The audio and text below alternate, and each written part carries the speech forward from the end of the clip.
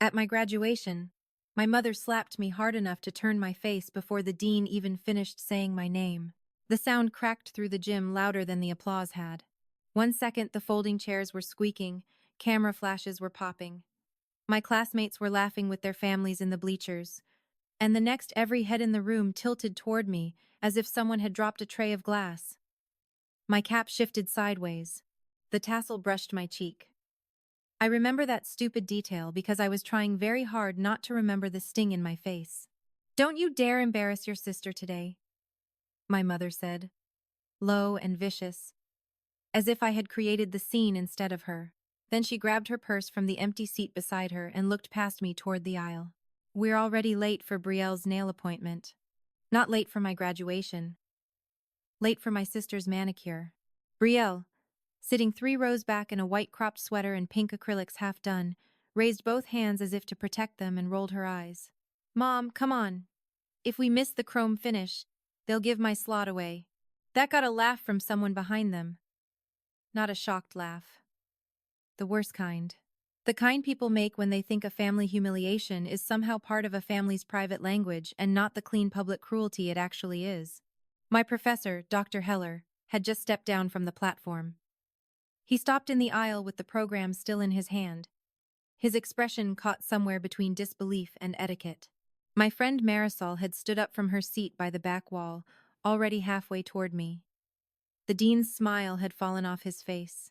A row of parents near the front turned to one another, then to me, then away, because most people never know where to put their eyes when a mother hits her daughter in a room built for celebration. I tasted blood where my teeth had clipped the inside of my lip. I could have cried. Any sane person would have. I could have shouted. I could have asked the staff to remove her. I could have finally given everybody the loud, ugly scene my family had spent years claiming I was always one breath away from causing. Instead, I put my cap back in place, picked up the diploma cover I had almost dropped, and said, "You don't have to stay." I said it calmly, and that made my mother angrier than if I had screamed. She narrowed her eyes at me. She hated calm when she wanted submission. "Good," she snapped. "Because unlike you, your sister actually has plans today." Then she turned, hooked her arm through Brielle's, and began walking up the bleachers as if she were leaving an unremarkable school play, not her eldest daughter's college graduation. Brielle looked over her shoulder once. She gave me a tiny shrug that said what it had always said in our house. "You know how Mom is, and anyway, this is more fun for me." What she really meant was simpler. She had never had to earn the center of the room. It was just where my mother always put her. My stepfather, Glenn, remained in his seat for exactly 4 seconds after they left. Long enough to avoid appearing completely heartless. Long enough to perform reluctance. Then he stood too, not looking at me, and muttered, "Call the house later. Your mother's upset." As if I had hit her. He followed them out. The empty seats they left behind seemed brighter than everything else in the gym. I was still standing near the front row, diploma cover in my hand, one side of my face burning, while around me the ceremony tried to restart itself out of politeness. Names resumed. Applause resumed. Someone coughed. A baby cried. The world always looks obscene when it keeps moving at its normal pace, right after something unbearable happens. Marisol reached me first. "Lena," she whispered. "Are you okay?" I nodded because it was easier than speaking. She looked at my face and knew I was lying. Dr. Heller walked over then, carefully, like a man approaching a skittish animal he didn't want to startle. "Miss Voss," he said, using my last name because adults do that when they need dignity to stand in for comfort. "Would you like a private room?" "No." My voice sounded steady. I was proud of it for that. "I want to finish." He looked toward the exit where my mother had disappeared. "Do you want campus security notified?" There was a smear of foundation on my fingers where I had touched my cheek. I stared at it and heard my mother's voice from just 2 nights before. "Don't make Friday into one of your weird martyr performances. Brielle already has enough stress around her cosmetology exam." My graduation had never been allowed to be mine. For months, every mention of it in the house had bent back toward Brielle. My honors cords were called showing off. My internship offer was confusing the issue, because I should have been thinking about helping with bills after graduation. The fact that I had finished school while working two part-time jobs and managing most of the household logistics was treated not as effort but as selfishness, because it made Brielle look less focused by comparison. That was my family's trick. Whatever I achieved became, somehow, an aggression against someone else. Still, even in that gym, with my cheek throbbing and half the audience having watched my mother leave me for a nail appointment, I felt something colder than hurt moving under the embarrassment. Not because she slapped me. That part was new, but only in public. Because she had said, "Don't you dare embarrass your sister today."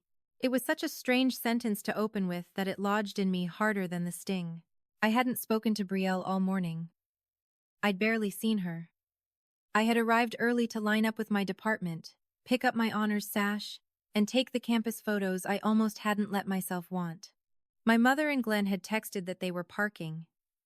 Brielle wasn't even supposed to come until later if she came at all, because she had that appointment. So why had my mother walked in already primed for a confrontation that didn't exist? Why was Brielle dressed for photographs and errands rather than a ceremony? And why, just as they were leaving, had I seen a pale pink envelope sticking out of my mother's purse with my own name written across the front in Glenn's blocky handwriting? I knew his handwriting because for the last 2 years I had been the one sorting the mail, tracking the overdue notices, calling utility companies, balancing extensions against paydays, and moving numbers around so the mortgage draft would clear. My family liked to describe me as book smart and useless in the real world.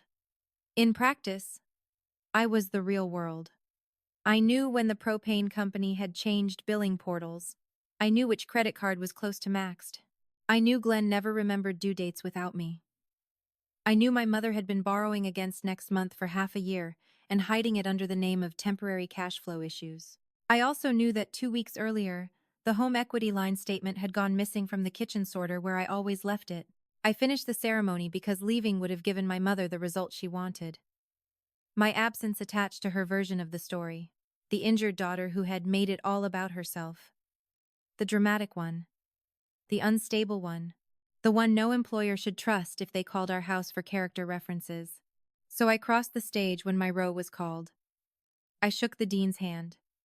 I smiled for the photographer with one side of my face hot and swelling. When the applause came, it was softer than it should have been, because pity makes people clap carefully. I hated that. I hated every merciful look. I hated that my first clear adult achievement had become a public exhibit in family hierarchy. Afterward, clusters of graduates spilled across the lawn for pictures. Parents held flowers. Younger siblings darted between legs. A girl in red heels sobbed into her father's suit jacket, laughing at herself as she did. Everything around me looked so normal it almost made me dizzy. Marisol stayed with me while I collected the departmental award envelope from the student table and signed a form for transcript release. She kept asking if I wanted urgent care. I kept saying no. Then Dr. Heller approached again. He had loosened his tie, and his voice had changed from official to personal. "Lena," he said quietly, "forgive me if I'm overstepping, but I need you to know 2 things. First, what happened in there was not your fault. Second, a woman claiming to be your mother came to the department office yesterday and asked whether guest seating could be adjusted because your sister had a special presentation afterward. She seemed very concerned about timing." I stared at him. "Yesterday?" I asked. He nodded. Our administrator refused, of course. Seats were open seating. Why? Because there it was, that cold thing under the humiliation. Finally taking shape. It had been planned. Not the exact slap, maybe. Or maybe even that. But the exit had been preloaded. The urgency. The performance. The timing. My mother had prepared to minimize my graduation before she ever stepped into that gym. She had wanted a specific story ready. Lena's graduation was a brief obligation. Brielle's appointment mattered more. Any conflict would be Lena creating drama. I should have only felt grief then. Instead, I felt clarity, and clarity can be a brutal kind of relief. Marisol said, "You should not go home alone." "I'm not going home yet," I said. I looked across the lawn toward the faculty building and thought of the pink envelope in my mother's purse, the missing statement, the strange insistence that I call the house later because my mother was upset. I thought of every time Glenn had hovered near the mail sorter lately. I thought of Brielle asking 3 nights ago whether my internship in Chicago was actually happening or just one of your fantasy plans. I thought of the way my mother had started saying this spring that maybe it was better for everyone if I stayed local a little longer. Not asked. Arranged. What are you going to do? Marisol asked. For the first time that day, my cheek stopped being the center of my attention. I looked at the administration building where my student account records were kept, then at my phone, then at the line of parked cars beyond the lawn. I'm going to find out what they've already decided for me, I said. The worst thing about being the dependable daughter is not the work. It's the assumption that your silence means consent. By the time I got to my car, the left side of my face had swollen enough that smiling hurt. I sat behind the wheel with the engine off and watched family after family pass in front of my windshield carrying flowers and folding chairs and helium balloons. I opened my phone. 4 unread texts. Mom, you embarrassed me in front of respectable people. Mom, don't come in the house with that attitude. Glenn, call before you come back. Brielle, if you ruin tonight too, I swear to God. Tonight too. I read that text 3 times. There had been no mention of any family event that evening. No reservation. No dinner plan. Nothing except Brielle's manicure, which, until that morning, I had assumed was exactly as trivial as it sounded. But in our house, information moved by rank. My mother and Brielle lived at the center of it. Glenn orbited them. I got logistics after decisions were already made. I drove first to the student employment office because I knew my internship paperwork was still pending final signature. My offer from Mercer Urban Development in Chicago was the closest thing I had ever had to a door opening outward. It was a paid planning fellowship with enough housing support to get me out. Enough distance to break the household gravity.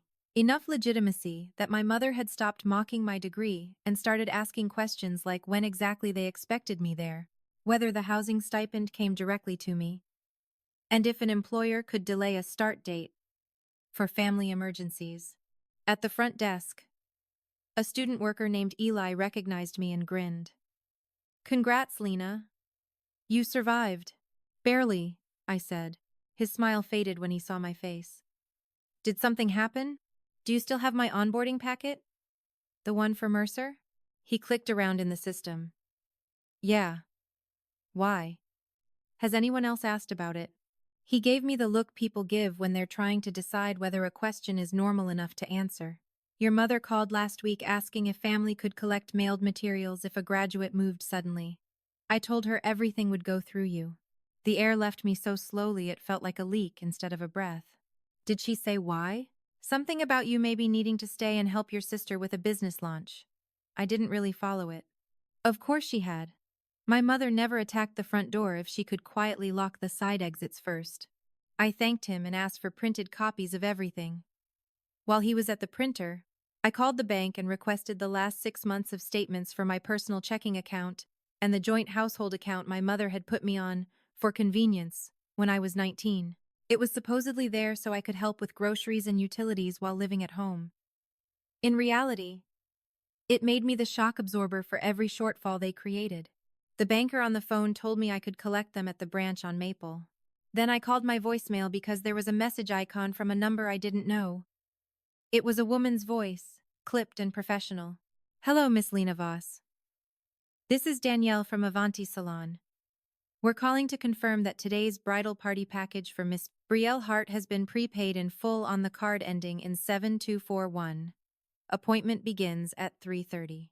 Please note we cannot refund custom chrome editions for more than 2 attendees if canceled within 24 hours. Bridal party package. I sat very still in the driver's seat and listened to it again. Brielle wasn't getting her nails done. Brielle was getting wedding nails done. And the card ending in 7241 was mine. Not my main card. My backup one. The card I used for school books and gas when paychecks hit late. The card my mother had once borrowed for a dental copay. And despite me asking twice. Had never physically returned because she said she kept forgetting. I opened the credit app. Pending charge. Avanti Salon, $948.63. Below it, from 2 days earlier, Hawthorne Event Loft. Deposit extension fee, $600. Below that, Fleur de Lis Bridal, $1,270. $4.11. For a few seconds, I honestly thought I might throw up in the parking lot. It wasn't just the amount. It was the shape of it. The timeline. The secrecy.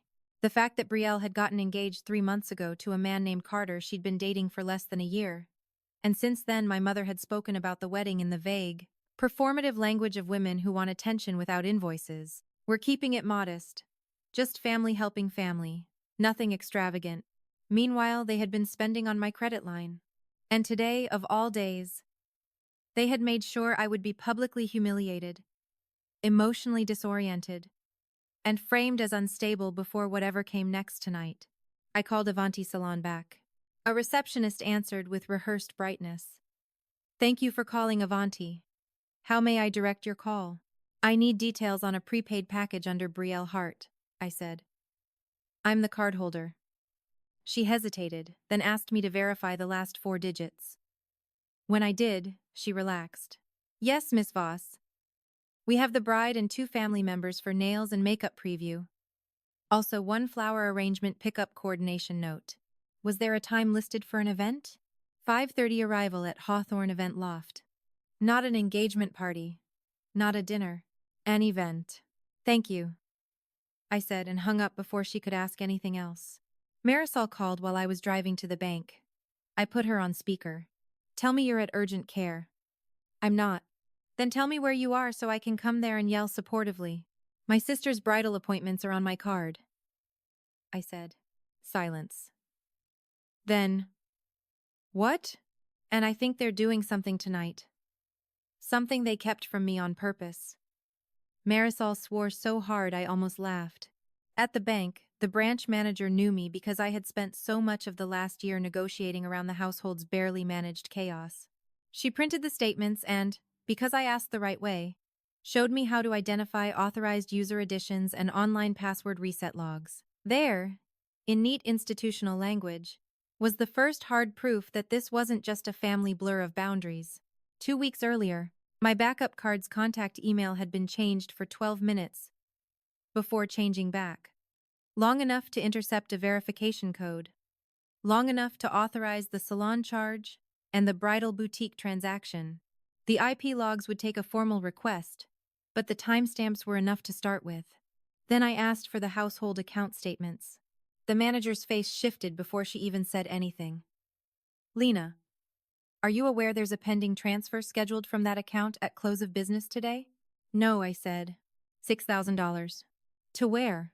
She turned the screen slightly so I could see the recipient name. Hart Carter Events, LLC. Brielle and Carter had formed a business entity, using money from the household account I partly funded.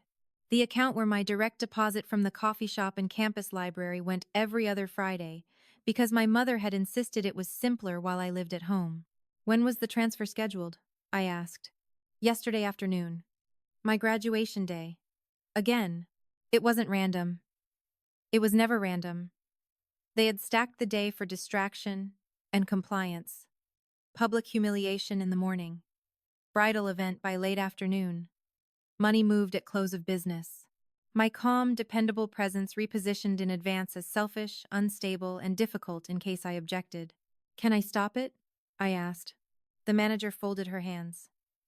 Because the account is joint, I need cause or mutual authorization.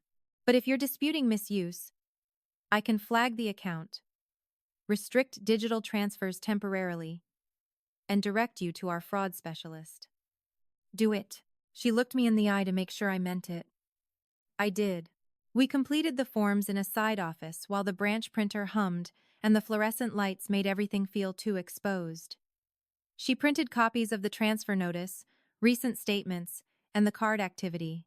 She also told me, carefully, that an inquiry had been made 4 days earlier about removing one account holder and leaving the other as primary.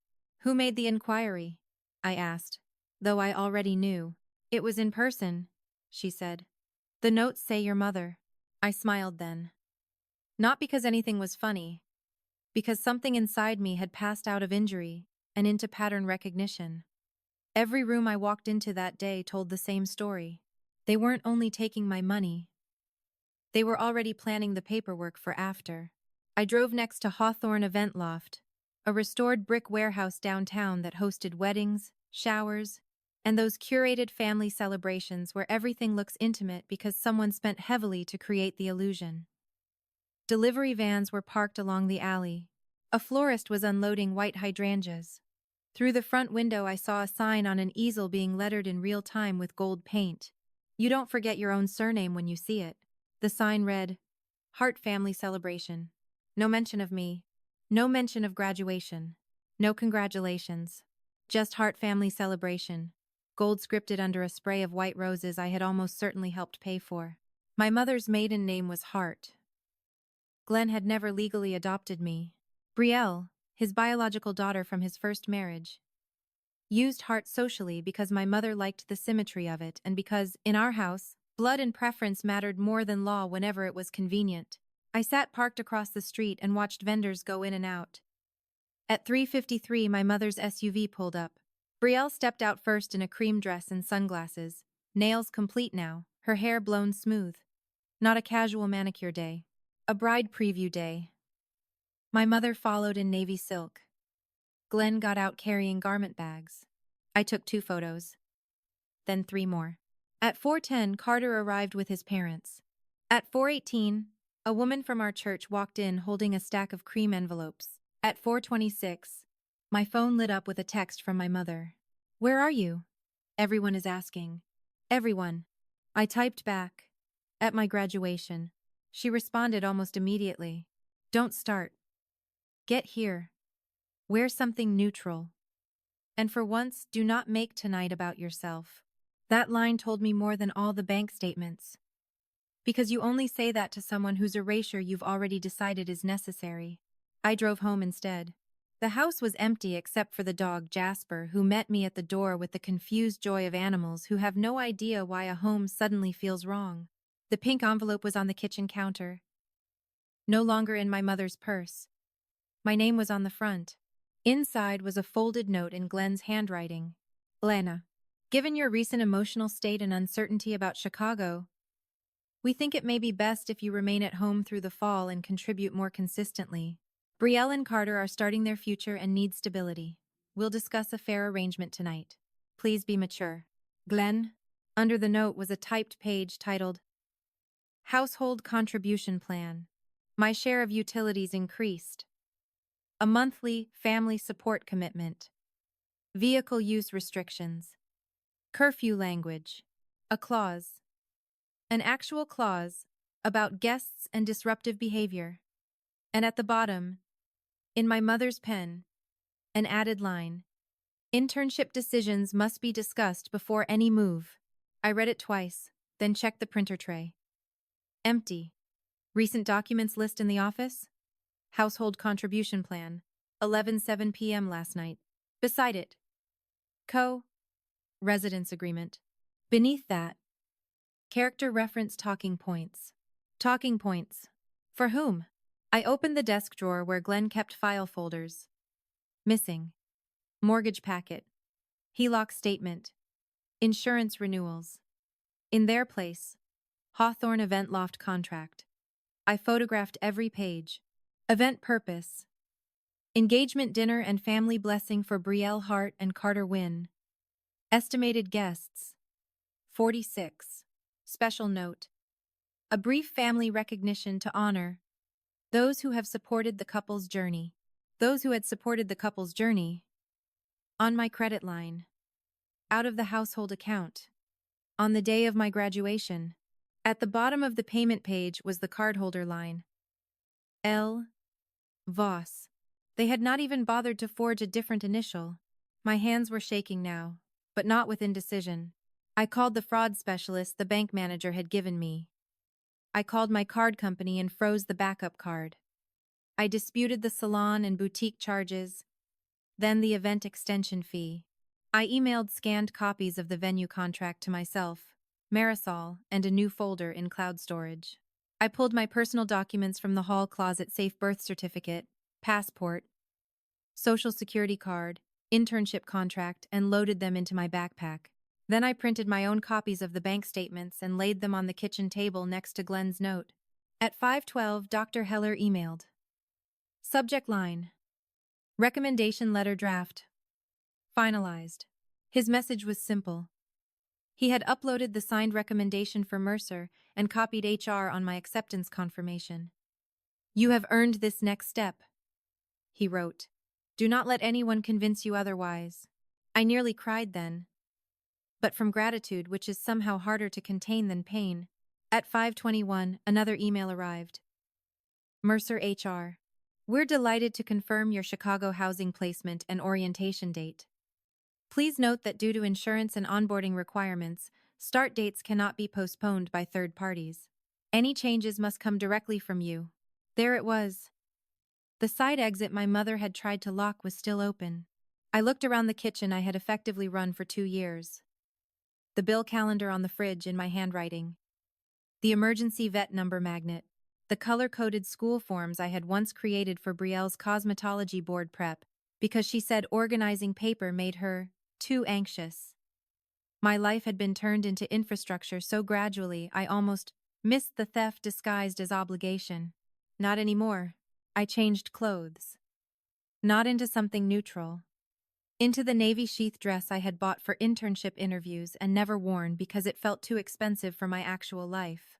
I pinned my honors cord neatly over one arm. My cheek had darkened by then, and concealer only dulled the edge. Fine, let them see it. Before I left, I put Jasper's food out for the night, because broken routines matter most in small domestic motions, and I had the strange, clear sense that when I came back, if I came back at all, the house would no longer operate around me. Then I drove to the event my family had built on my money and scheduled on top of my graduation.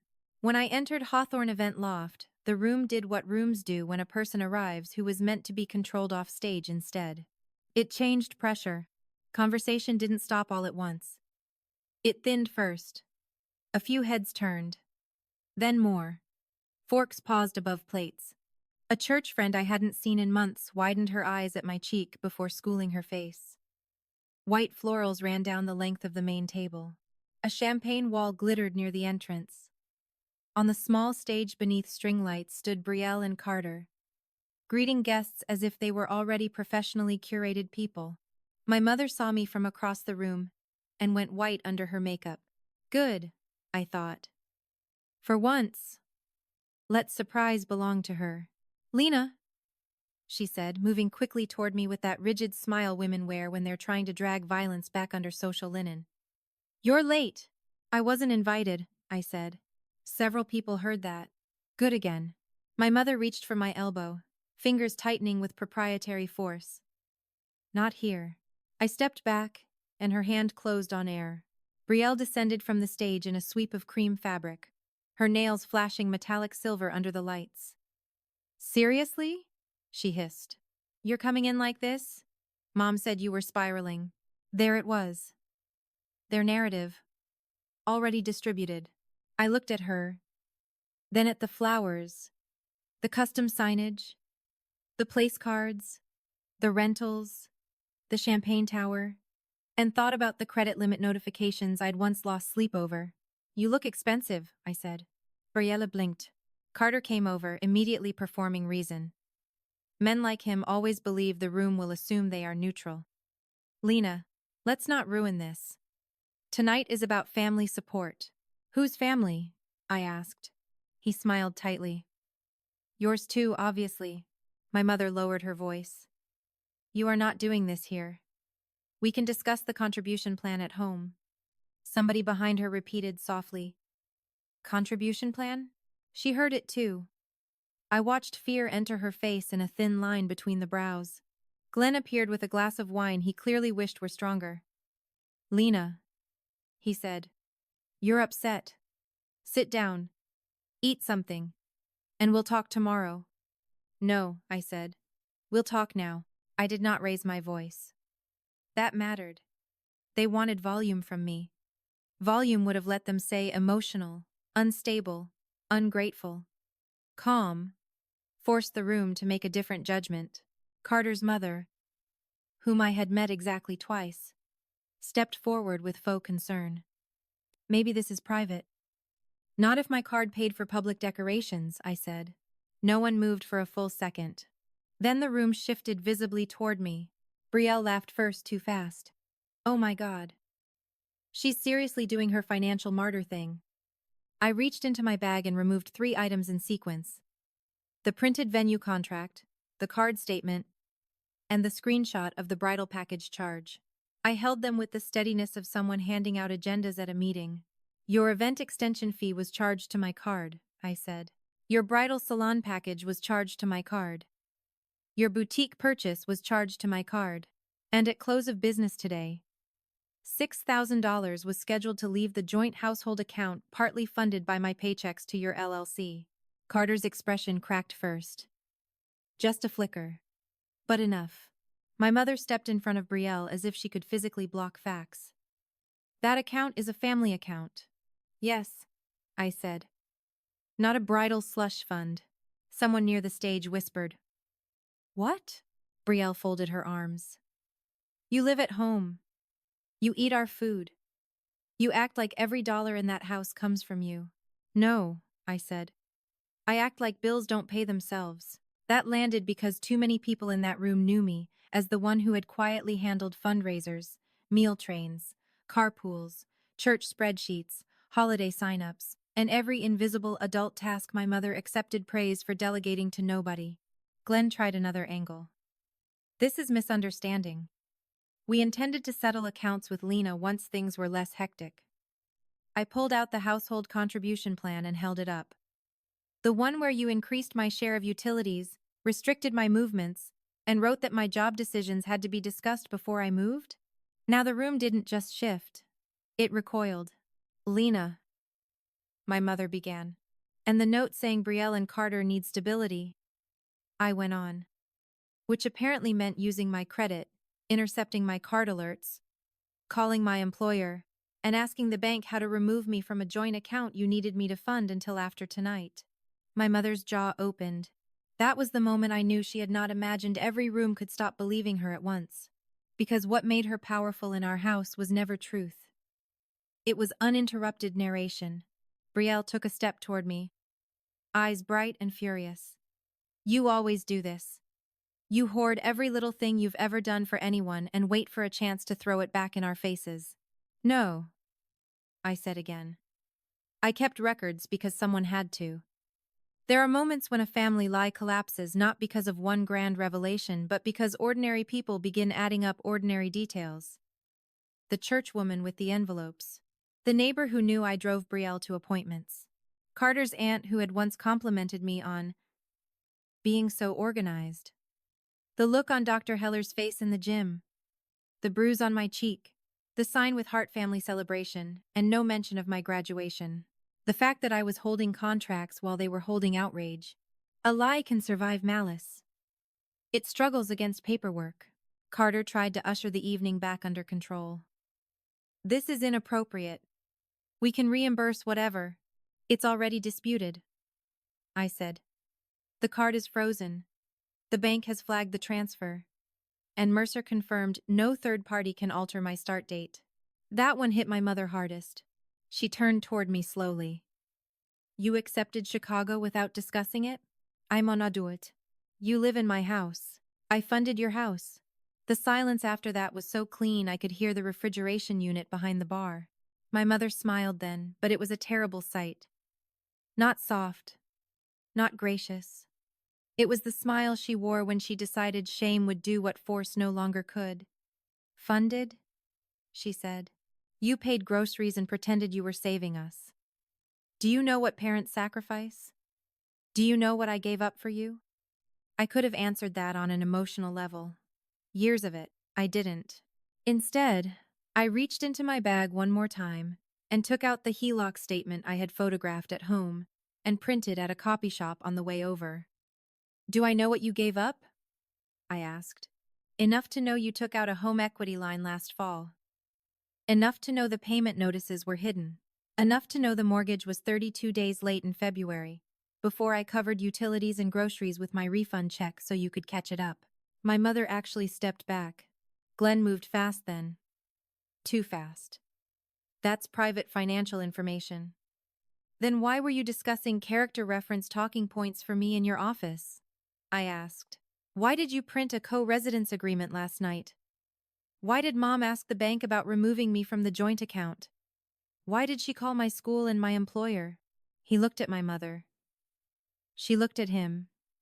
Carter looked at Brielle. It was almost elegant, the way guilt mapped itself across the room by line of sight. And because humiliation loves witnesses, because they had chosen the day and public setting and false narrative first, the consequences began the way my master sense of the evening had always told me they would, in a visible domino pattern. First shock, then exposure, then loss of control. By the time the venue manager approached polite, pale, asking whether there was a problem with billing, I no longer had to make a case. The room was making it for me. Carter's father wanted to know whether charges had been authorized. The church woman with the envelopes asked my mother, in a voice sharpened by moral disgust, if the family recognition segment was supposed to include the daughter whose graduation they had apparently skipped. Brielle burst into tears, which might once have saved her. But mascara running is not evidence. Not against contracts with my initial and timestamps from the bank. I gave the venue manager a copy of the payment page and told him the cardholder authorization was being disputed. He excused himself to verify records. My mother hissed, "You vindictive little." "Don't," I said, and for the first time in my life she obeyed the word because the room was watching. It would have been enough, in another story, for me to walk out then. But the real cruelty hadn't begun that day. It had been built while I still believed I was useful because I was loved. That truth arrived later, after the guests had fragmented into uneasy clusters and Carter had pulled Brielle toward the side hall to argue in whispers loud enough for everyone to hear.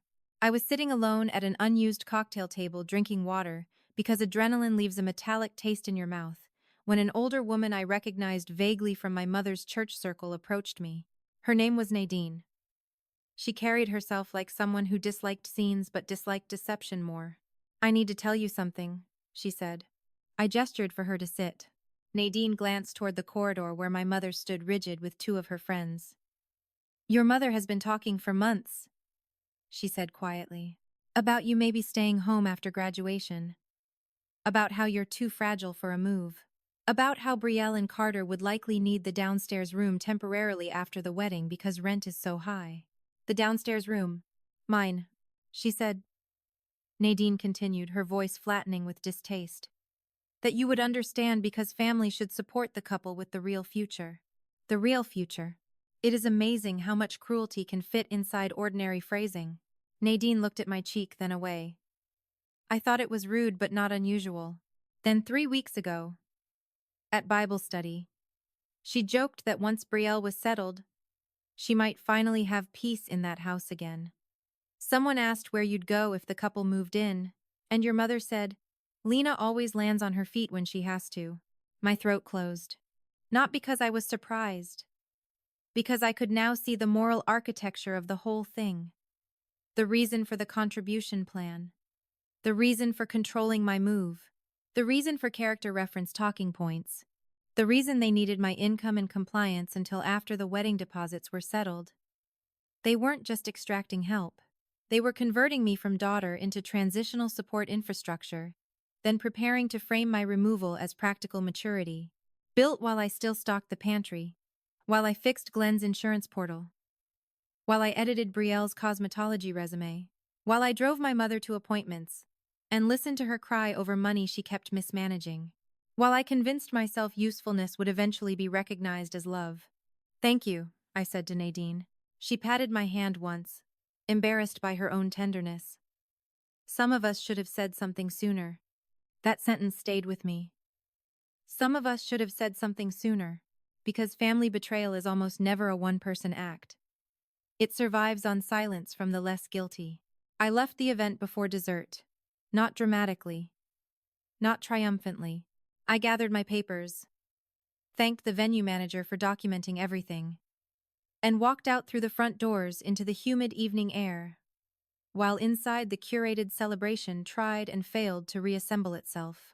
Behind me, I heard my mother call my name once. Not lovingly, not angrily, but with naked panic. That was new too. At home, the house felt stunned. My keys sounded too loud.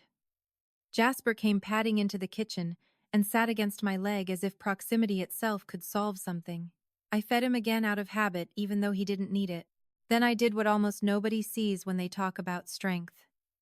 I made a sandwich and couldn't eat it. I stood at the sink and watched the dark yard for 10 minutes.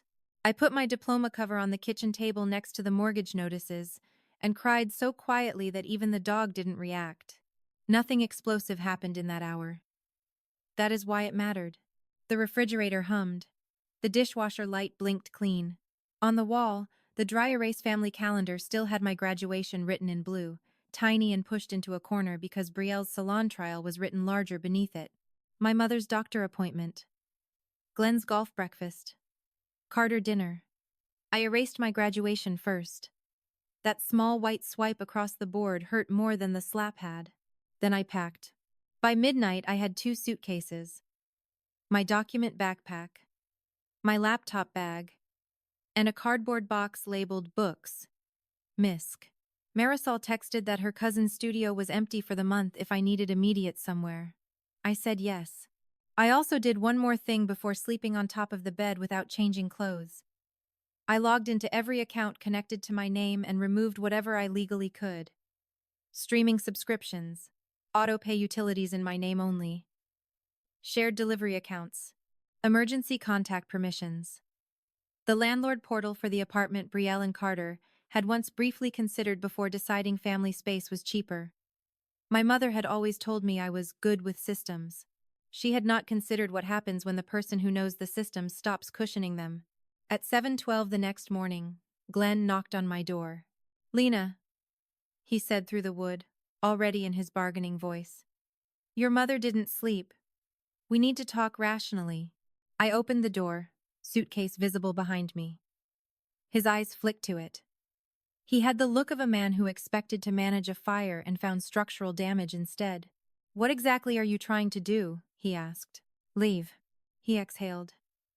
"No one is saying you can't eventually, but you have to stop reacting to every family misstep like it's criminal."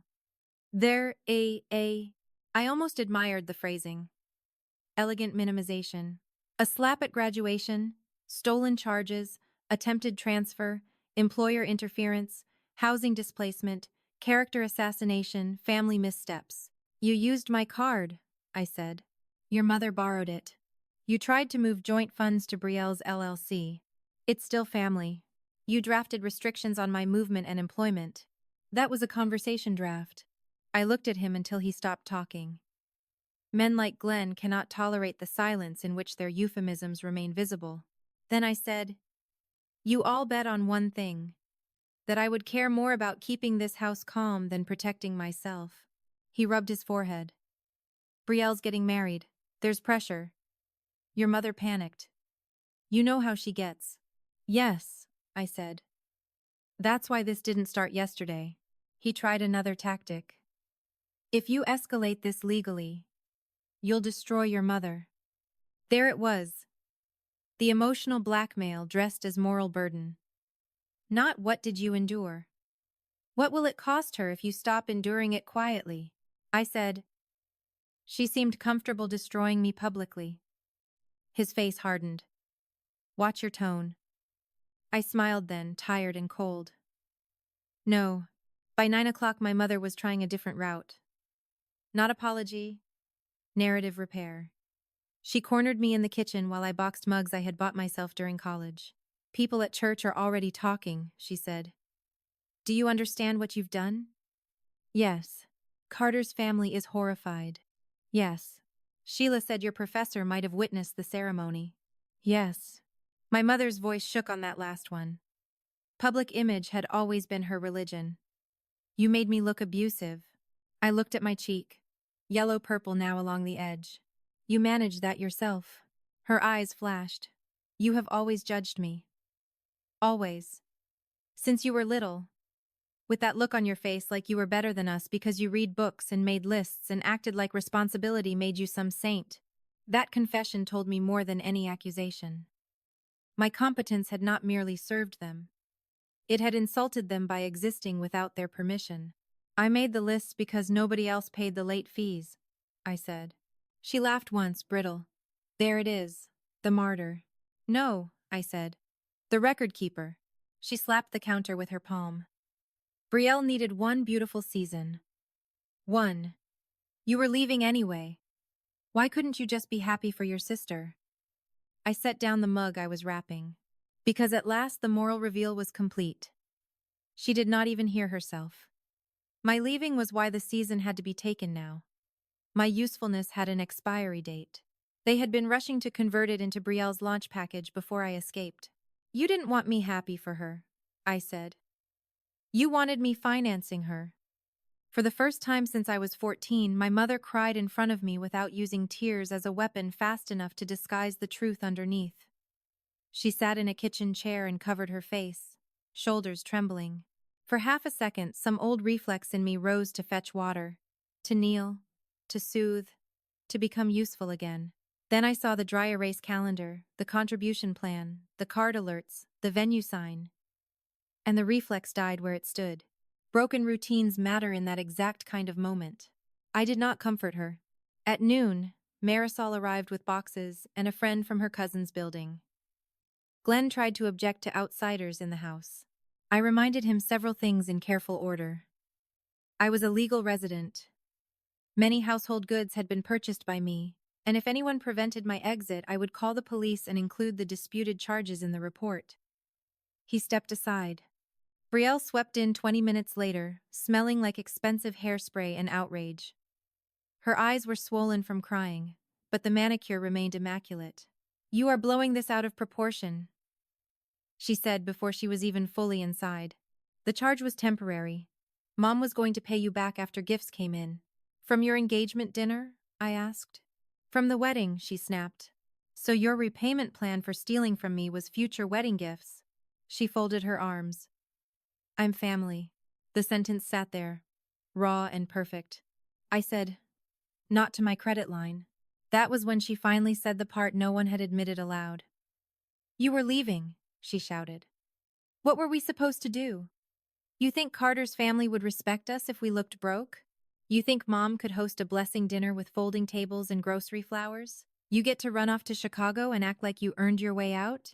And we were just supposed to watch you leave with all the advantages? All the advantages.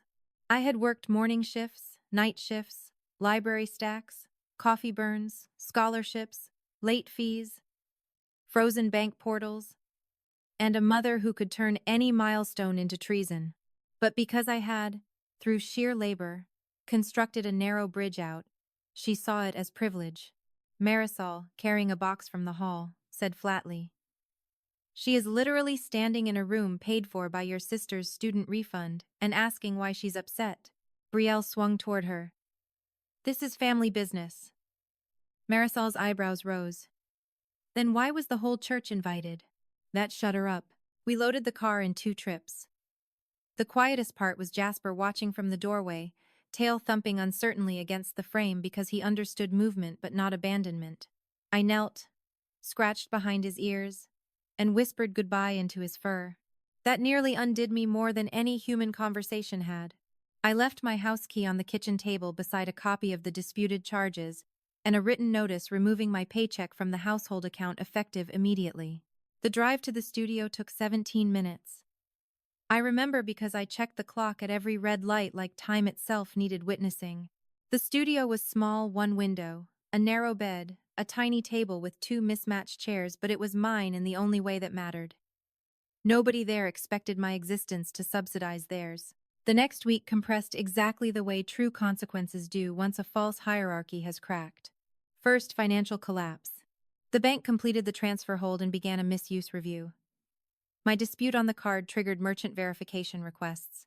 Hawthorne Event Loft contacted Carter directly about unauthorized payment exposure and required replacement funds before releasing the remaining services invoice. Brielle's bridal boutique charge was reversed pending proof of authorization, leaving her dress alteration balance suddenly due. The salon fought the dispute, but because the card email had been manipulated, they were forced to cooperate with the investigation timeline. My mother called twice asking me to undo the mess before everyone gets penalized. I saved the voicemails. Then social collapse. Word spread because of course it did. Not my version alone. There is never such a clean victory.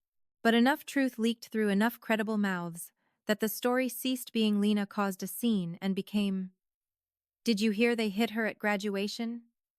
And charged a whole bridal event to her card? Church women withdrew from helping with the wedding until finances were clarified. Carter's parents insisted on seeing all vendor contracts before committing further money. One of them, a former accountant, apparently asked why the bride's family had no clean payment paper trail. Nadine told me this later with grim satisfaction. Then relational damage. Carter delayed the wedding date to reduce stress, which meant to reduce liability.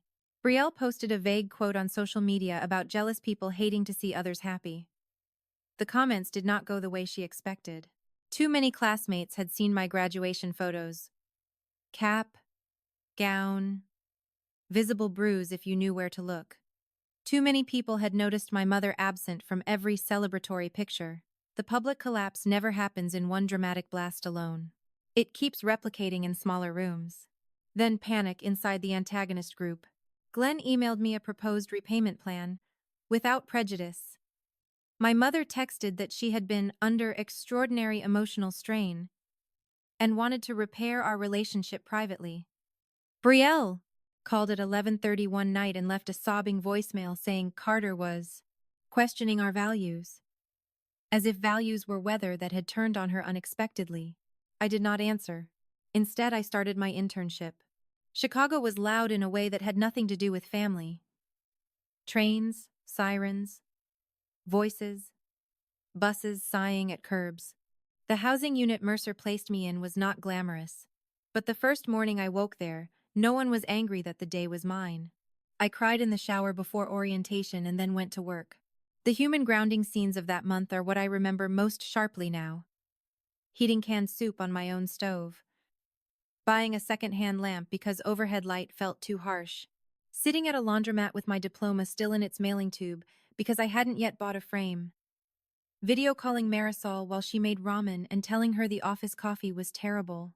Looking at my phone after work and realizing there were no emergency texts about passwords, groceries, late fees, printer jams, transport, dog meds, dress pickups, or emotional collapses I was expected to stabilize.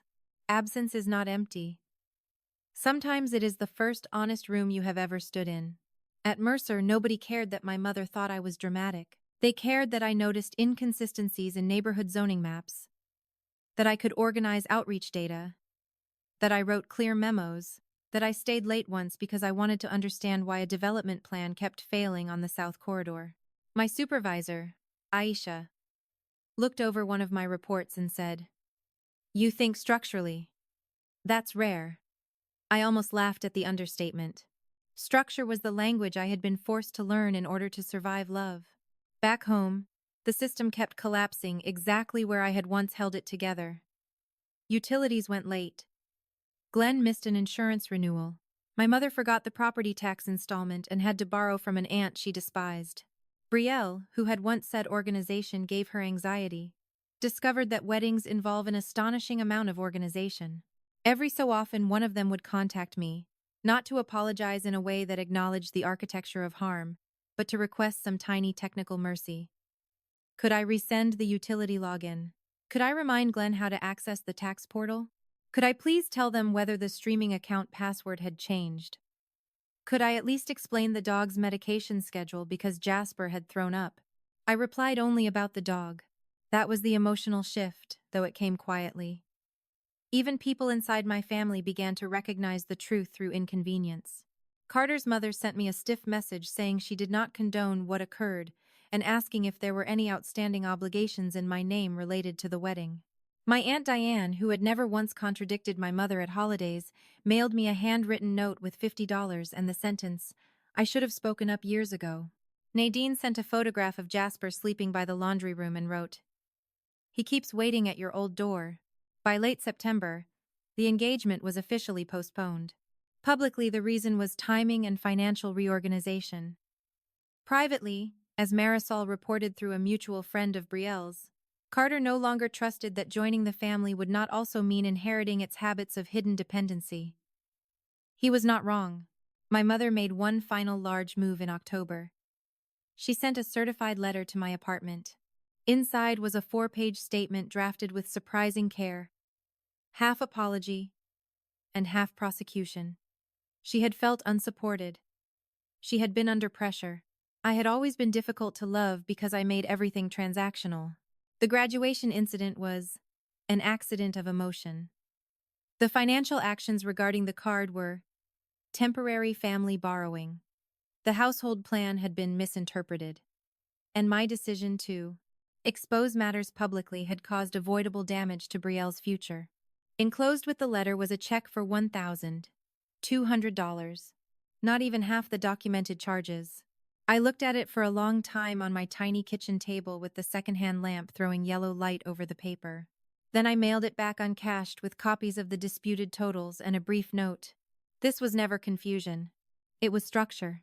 Do not contact my employer again. That was all. Winter came.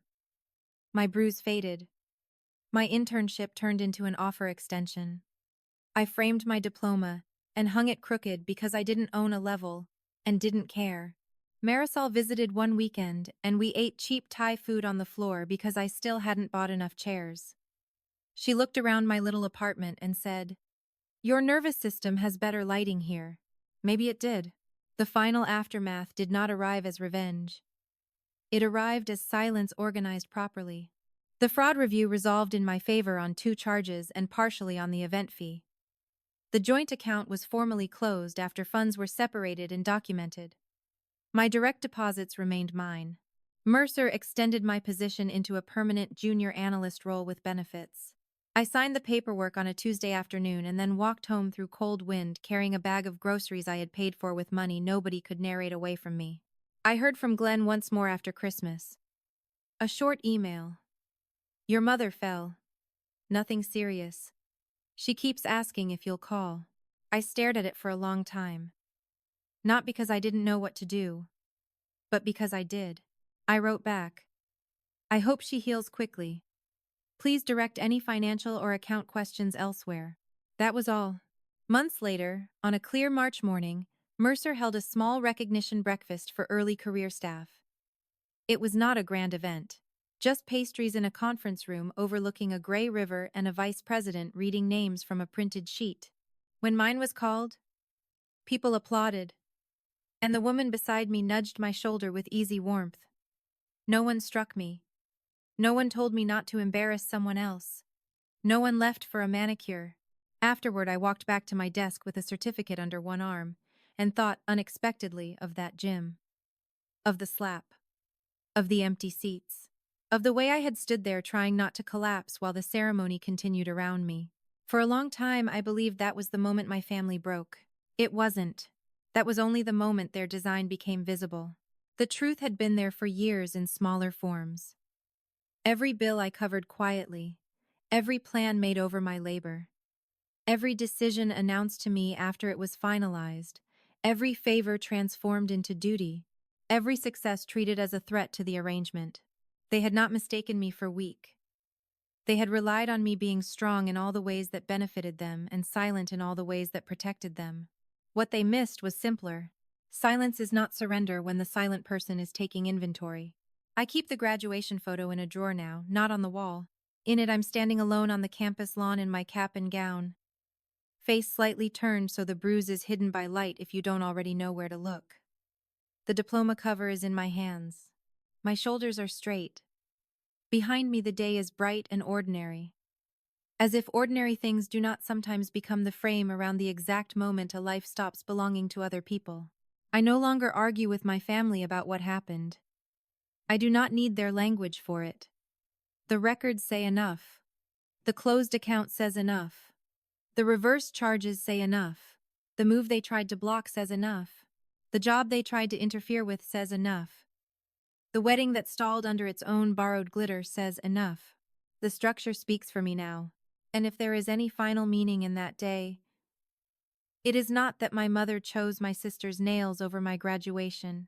It is that they humiliated the one person who had been holding their world together. And when I stepped away, the shape of my absence told the truth more completely than any speech ever could.